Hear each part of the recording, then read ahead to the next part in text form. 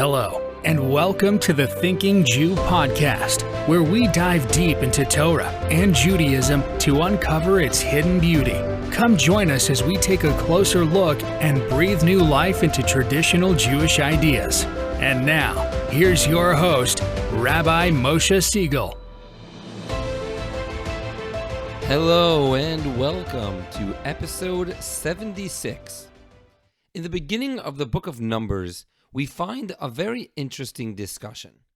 The Torah describes the encampment of the 12 tribes during their 40-year journey in the desert.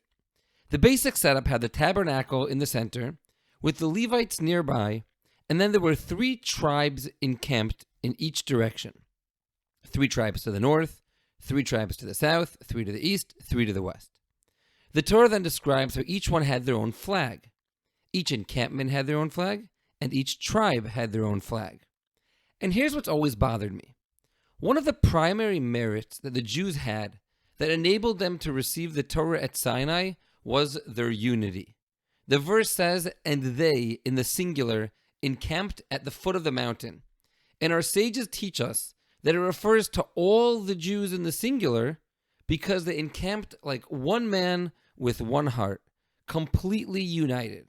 And the commentaries write that this unity was actually a prerequisite to receiving the Torah. So if unity is so important, what's with these flags and the separate encampments? A flag represents an ideal, a common ground that this group is uniting around, something bigger than the individual. So why would each tribe have a unique and different flag? Why would each encampment have a unique flag? On a very basic level, it would seem like this is the opposite of what they accomplished at Mount Sinai. There's an amazing medrash that sheds light on this topic. The medrash states that when the Jews were at Sinai, God came down from heaven and descended on the mountain. And it says he brought along with him 22,000, and some versions write 220,000, angels alongside him. And the medrash says that these angels were organized with flags. And when the Jews saw how each angel had their flag, they also desired to be encamped by flags as well. So what exactly does this medrash mean? What's so enticing about flags? What does it mean they had a taiva, a deep desire for these flags? We generally use the word taiva for something that's pleasureful, for food or other physical pleasures. What was the great desire the Jewish nation had in being organized by flags? In addition to this medrash, the Zohar writes that the encampment of the Jews actually directly paralleled the angelic encampment in heaven. There's a beautiful and pretty famous song from Rav Shlomo Carlebach called B'Shem Hashem. It's a phrase from the bedtime Shema, and the words are, "In the name of Hashem, the God of Israel, on my right is Michael, on my left is Gavriel, in front of me is Uriel, and behind is Raphael." And the Zohar explains that these 4 angels are, so to speak, encamped around God's throne. And the Zohar then explains that the encampment of Judah in the north parallels that of Uriel in the north of God. The camp of Reuven to the east paralleling Michael, Dan paralleling Gavriel, Ephraim like Raphael, and the holy ark containing the tablets Moses brought down from Sinai in the center parallels God's throne of glory.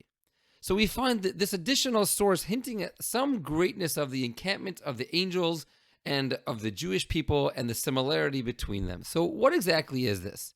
What is the meaning of this encampment? What do the flags represent? What do angels have to do with anything? So let's begin by trying to understand what exactly an angel is. And what does it mean for angels to have flags? Angels are not physical beings. So they seemingly wouldn't have a piece of cloth on a wooden stick with some design on it. So what does this mean? I've mentioned many times before on this podcast that the name the Torah gives to something always connects to the essence of that item. So how do you say angel in biblical Hebrew? The word in the Torah for angel is malach. Now this very same word malach is also used to mean a messenger. And the commentaries explain that the essence of an angel is that an angel is a messenger of God. When God wants something accomplished in this world, the force he sends forth to go and actualize that is called a malach. It's called an angel. We often imagine, really based on other religions, that an angel is an immortal being in a white robe with wings and a halo. But the truth is that angels really aren't in the human form at all. They're really just energy or some other form of expression of a will of God. And there's many levels to this. So for example, in what we quoted earlier, the angel Michael, situated on the right of God, is the head angel in charge of chesed or kindness, while Gabriel, on the left, is the head angel over all of din or justice. When the Medrash says that each angel had its flag, that means that each angel understood its unique and individual role. A flag, like we mentioned, is expressing of a certain mission, a certain value. And each angel having its own flag means each angel understood that role, understood its unique purpose and mission. Like we mentioned, an angel is the reality of a desire of God. So if there were 22,000 angels, that means that God had 22,000 specific individual desires that these were expressing. So although the Medrash describes them all traveling in unison and harmony with God towards Sinai, they each were also keenly aware of their individual tafkid, or individual purpose. When the Jews saw the angels all united in serving God, but at the same time completely expressing their own individual greatness, representing their own flag, they said, "We want that. We also want to be aware of and properly express our own unique individual contributions as well." But there always needs to be a balance between the community and the individual. If the individual becomes too self-focused on their own mission, they can become lost and disenfranchised from the greater purpose of the community. On the flip side, if they lose themselves and only focus on the community, their individual strengths will remain untapped and their mission unfulfilled. So to keep this balance, each tribe had their own unique individual camp with their unique flags, but at the same time, every tribe was facing inwards towards the tabernacle in the center. No matter which encampment you were a part of, no matter what tribe you belonged to, you were equidistant to the tabernacle, with the ark and the holy tablets at the center. You had to always keep in mind the greater purpose of the Jewish nation, and then at the same time look at your flag and find your own individuality within that. There was a great sage from the last century, Rabbi Yaakov Kamenetsky, who writes that this is why God didn't command the Jews to encamp by flags until the second year in the desert, almost a full year after the Sinai experience. Rabbi Kamenetsky explains that until the tabernacle was built, and they had that grounding spiritual purpose in the center, God didn't want to break them into parts.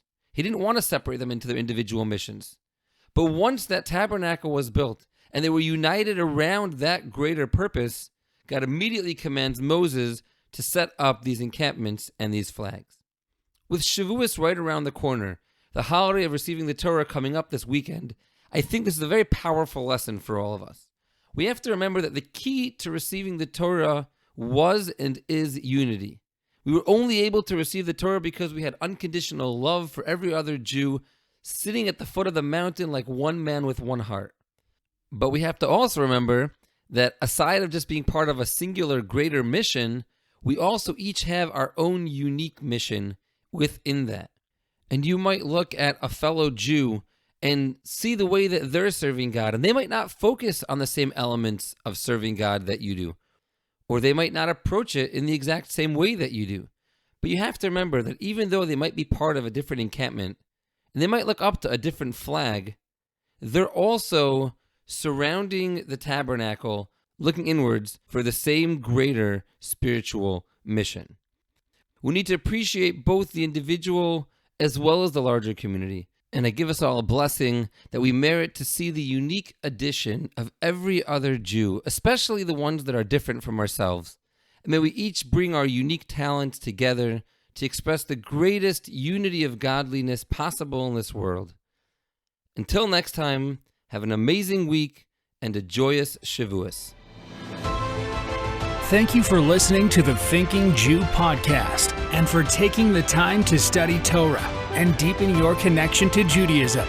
If you found value in today's episode, please leave us a rating or review and subscribe to the podcast. If you have any questions, comments, or topic requests for Rabbi Moshe, please email thethinkingjewpodcast@gmail.com or visit thethinkingjew.com.